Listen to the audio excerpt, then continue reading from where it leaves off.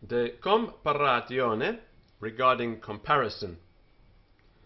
Quot sunt gradus comparationis? How many degrees or steps of comparison are there? Quot sunt gradus comparationis? Three. Positivus, positive, comparativus, the comparative, et superlativus, and superlative.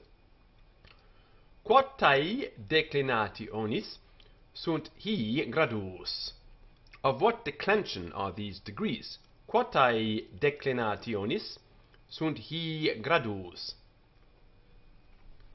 Positivus est adjectivum primae et secundae declinationis. The positive is an adjective of the first and second declension. Positivus est adjectivum primae et secundae declinationis. Vel tertiae tantum, or third only. Vel tertiae tantum. Comparativus est semper tertiae.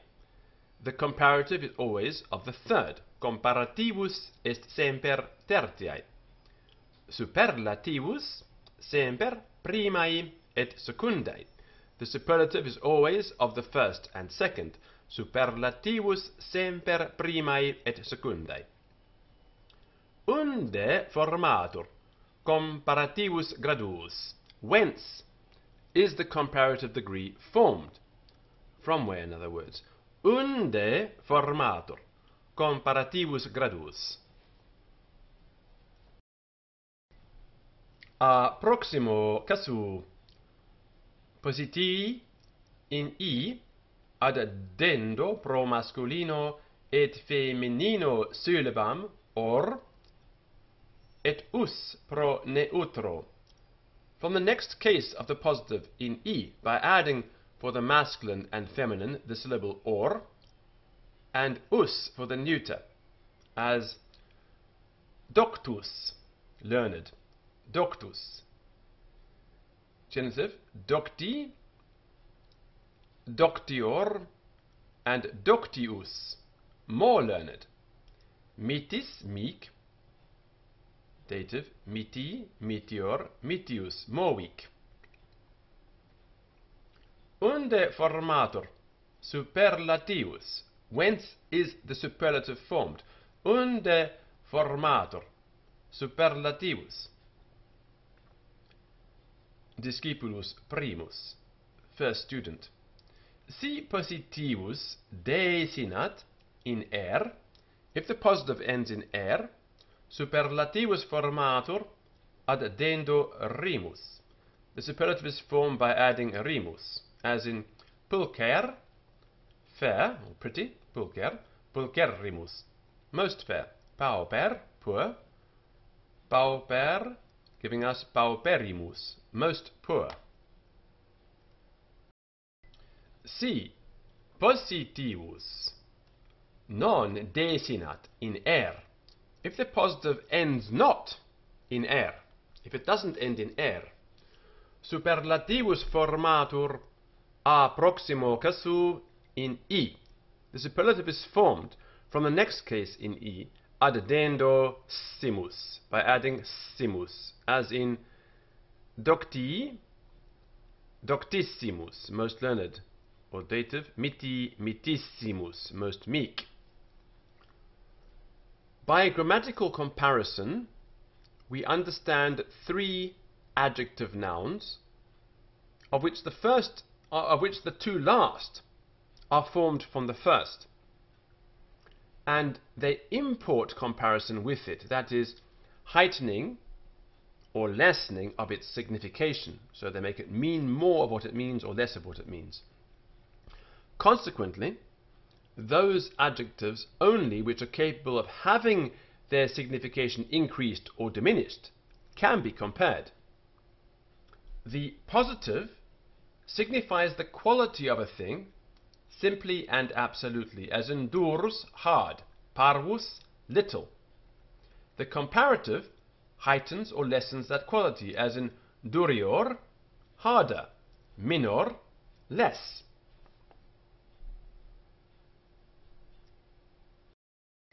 The superlative heightens or lessens it to a very high or very low degree, as in durissimus, hardest or most hard, minimus, very little or least. The positive has got various terminations. The comparative ends always in or and us. The superlative always ends in mus, or in ma, or in mum.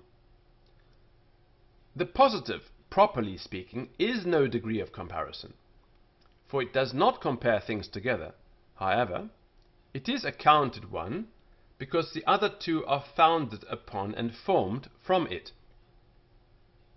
The sign of the comparative in our language is the syllable er, added to an adjective, or the word more is put before it, but not both, as people often do.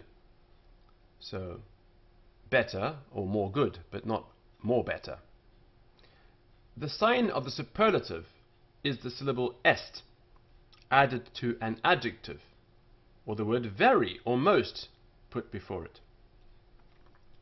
Note that when the positive is a long word, or would otherwise sound harsh by having er or est added to it, we commonly make the comparative by the word more, and the superlative by most or very put before it, in English in any case. And for similar reason, the Latin comparative is sometimes made by magis, and the superlative by valde or maxime, put before the positive.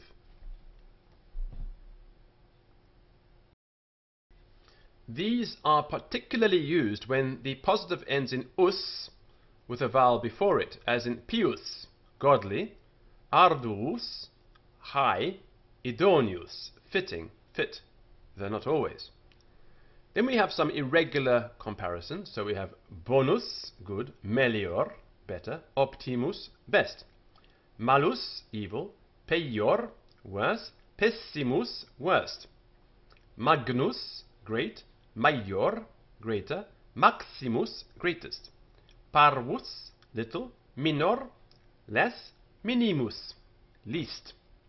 I'll run over this again. Bonus, melior, optimus, malus, peior, pessimus, magnus, maior, maximus, parvus, minor, minimus.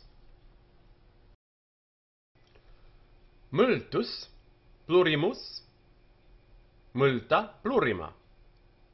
Multum, plus, plurimum. That's much, more, and most. Facilis, easy. Humilis, low. Similis, like. Make the superlative by changing is into limus, as in facillimus, humillimus, and simillimus. Exter, meaning outward. Citer, meaning hither, towards, us, where we are. Superus, meaning above. Inferus, below. Posterus, behind. Have regular comparatives, but their superlatives are extremus, or extimus, meaning the uttermost. Citimus, the hithermost, the one that's most towards us. Supremus, or summus, uppermost, the highest, the last. Infimus, or imus, the lowest. Postremus, or postumus, the latest or the last. Compounds in dicus, locus, ficus, and volus have entior and entissimus, as maledicus, one that argues or shouts against, one that rails. Magnilocus, one that boasts. Beneficus, beneficent. Malevolus, malevolent. But these seem rather to come from participles or nouns in es. Besides, the comparatives and superlatives of adjectives derived from loquor and facior are very rare, and Terence has mirificissimus, and Plautus has mendaciloquius. mendaciloquius. Very unusual, rare words. Prior, meaning the former, the first, has primus, first. Ulterior, meaning the further one, farther. Ultimus, the farthest or last.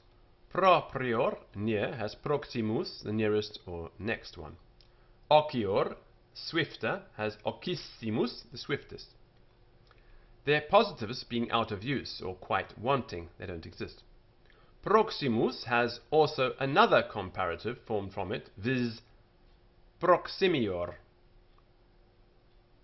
There are also a great many other adjectives capable of having their signification increased, which yet lack one or more of these degrees of comparison, as in albus, white, without comparative and superlative. Ingens, great. Ingentior, greater, without the superlative. Sacer, holy. Sacerimus, most holy, without the comparative. Anterior, former, without the positive and superlative.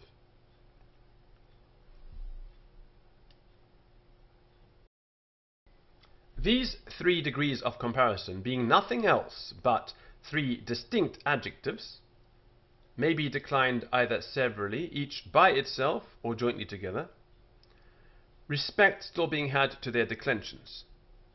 But the first way is much easier, and will answer all the purposes of comparison as well as the other.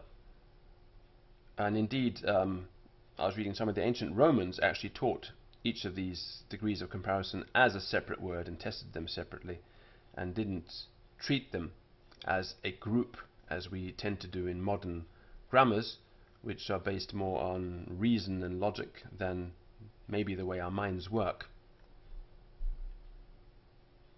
That's the end of this lesson.